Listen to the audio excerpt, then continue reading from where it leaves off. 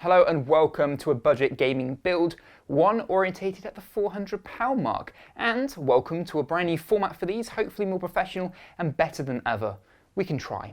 So this build is towards a client who has ordered this, and this was his budget. So without further ado, we're going to go through the parts and the pre-setup before we get ahead with the build itself. So sit back and enjoy the video content. It's going to be a good one.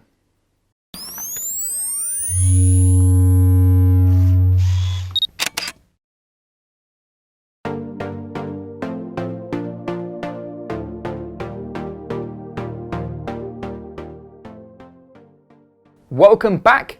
So any good build has obviously its core components chosen very precisely, and exactly what I've done here. A lot of research and time has gone into finding the better price to performance, and with some stuff you can actually compare along a whole range to find out what really fits that sweet spot. I can go more into that in the comment section down below if any of you do feel the need. But any good build starts with a really good processor. So we've got a great quad core over there. We've got the Intel i5-4460. It's 3.1 gigahertz, and I feel will give it a great amount of performance, more than this guy's going to need for the small games he's going to play and some of the rendering he will do.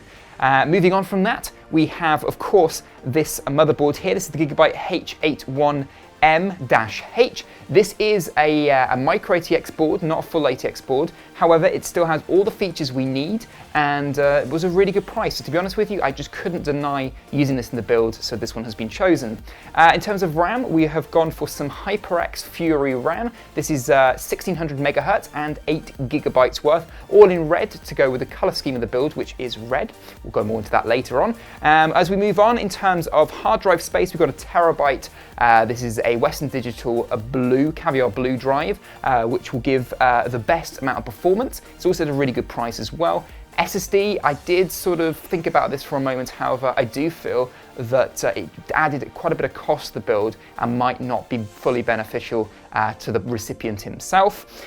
In terms of graphics cards, what we're going to do for all of his gaming needs, this yet again was at a really, really good price. This is GTX 750 Ti. At the time of filming this, if you guys are looking to get a graphics card around the £200, sorry, so around the £100, £200 price point, definitely look at this. You can get a really, really good amount of performance for the price of this one. Asus as well. This is overclocked slightly, so it will give us that little bit extra performance.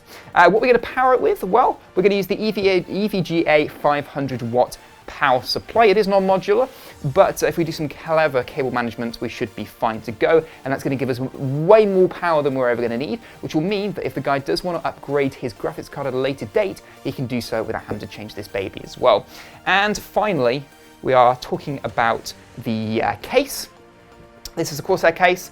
I don't remember the full name of it, but it is a mid-range case which actually does fit up to a full ATX motherboard, but of course will also fit smaller boards such as this one as well, and has those red LEDs on the fan on the front, which will suit the rest of the color scheme that we have going on here as well. And I was very keen to see how Corsair's budget line cases stand up to their more premium line cases that they are very, very well known for. And finally, of course, you couldn't do anything without a screwdriver, and this is my trusty screwdriver. This is a part of a kit that has many different heads for all different types of electronics, and I use it all the time. And also, of course, without further ado, we have the anti-static band that's on my foot, and I'll do a good amount of care to make sure that we're working on a hard work surface, which will stop any static from being generated, and of course while working you have a due amount of care from what you're doing previous to touching components and handling them and putting them in the PC. So that's it, that's the overview. Let's get into the build itself. So the first port of call is making a build. Now you can use your motherboard box as it's a free test bench and works perfectly fine. So you pop your motherboard on top of the motherboard box, and then you go to the first step, which is installing the CPU itself. All you simply need to do is lift the arm retention bracket until the door opens. Then you carefully align the CPU with the sockets using not only the triangle in the corner, but the notches on the left and right side of the CPU to align perfectly. Slowly lower it in and slot it into place. It shouldn't have any sort of force stopping it from going in, it's just sliding really nicely. Once you've done that, close the lid and lock the retention bracket. In doing so, it should start to ease off the plastic cover on top. Then fit the included CPU block by simply lifting it into place, and then pressing the clips on opposite corners of the CPU block until you hear a satisfying click on each. Don't forget to position it in the right place first so that you can easily then add the connector from the CPU fan to the motherboard CPU header. Next, we move on to the RAM, and as we only have 2 slots available on the motherboard, we don't need to look to the motherboard manual to decide which slots we need to use, which are the primary, which are the secondary. So all you need to do is lift the switches on the side, the locks, and then one by one, carefully align the RAM up and slot it into place. Putting pressure as you push it into the slot will cause those locks to lock back into place and hold the RAM securely. It should not move at all. Now for the graphics card, it works pretty much the same as your RAM slot. You open up the lock on the side of the slot, line up the graphics card perfectly, and then apply pressure as you push it into the slot, which will cause the lock to release back onto itself and lock the graphics card into place. Please note that you need to have the motherboard on the side of the cardboard box, otherwise the overhang from your graphics card will stop the card from going in fully. The last piece of the puzzle is plugging in the power. Now you need to plug in power to the motherboard, you need to plug power into the CPU and into the graphics card in this case. If you're not using a graphics card or using a discrete graphics card, you may not need to do this step. And then simply use a screwdriver in this case, as we don't have the power button linked up to cause the power button or the power pins to form a circuit and boot up the motherboard. Then I've plugged in a monitor just to check that all systems are go, everything's working as it should. And now that we've done that, we can go ahead and move this complete setup into the case itself. Piecing together the build itself, we have to first of all put the motherboard standoffs into the case and then lift the motherboard in place to make sure it fits fine. For this one we had to modify the standoffs a little bit to ensure the MATX board fits in perfectly. We also then, before fitting it, put in the shield, the IO shield, which clips into the back very simply. Then once in place, you screw in the screws to secure the motherboard into place and lock it as tightly as you can, ensuring you fit all the screws. I tend to go corner to corner and across first, but that's really just a preference thing. After that, I then decided to put in the power supply and screw that into place also, making sure it's nice and tight and fits snugly into that. Inserting the hard drive was the next port of call, and that's simply done by putting the hard drive, in this case, putting the hard drive onto the sled and sliding it into the trays, making sure it stays there in tight. You also put some screws in if you really want to add a little bit of extra security if you are shipping the computer. Then you simply need to plug into the graphics card. The graphics card simply lines up. You check which panels on the case itself you need to remove, unscrew those, then carefully hold the graphics card in place. You may want to lay the case flat to do this. We just did this for demonstration purposes. Clipped it into place and then use the screws that you got from the panels originally to secure it in place. Now we've got the main fixtures in place, we can add the power itself. So all you got to do is have a look around your motherboard. First of all, we're going to need to plug the motherboard power in. I did this by finding a nice little easy access hole, routing the power cable through and pushing it in securely.